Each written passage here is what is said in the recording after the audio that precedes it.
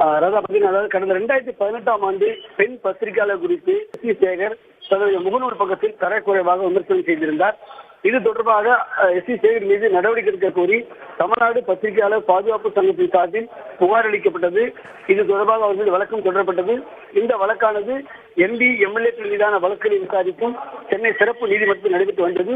இந்த வழக்கில் எஸ்.வி. சேகருக்கு 1 மாத சிறை தண்டனையும் ரூபாய் 15,000 அபராதம் விதிக்கப்பட்டது.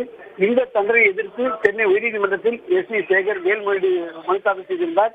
இந்த தண்டனையை சிறப்பு நீதிமன்றம் வழங்கிய தண்டனை ரத்து செய்ய வேண்டும் என்று கோரியிருந்தார். இந்த மனுவானது சென்னை உயர்நீதிமன்ற நீதிபதி வேல்முருகன் முன்பு விசாரணைக்கு வந்தது. அப்போது எஸ்.வி. சேகருக்கு ஏற்கனவே சிறப்பு நீதிமன்றம் வழங்கிய 1 மாத தண்டனையை ரத்து செய்ய முடியாது என்று நீதிபதி மறுத்துள்ளார். அவருடைய மனுவை மேல்முறையீட்டு மனுவையும் தள்ளுபடி செய்துள்ளார். இதன் மூலம் எஸ்.வி. சேகர் அவர் சிறப்பு நீதிமன்றம் வழங்கிய 1 மாத சிறை தண்டனை அனுமதிக்க வேண்டும். அது மட்டுமல்ல அவருக்கு விதிக்கப்பட்ட அபராதத்தையும் வழங்க வேண்டும் என்று நீதிபதி உத்தரவிட்டுள்ளார். ராதா.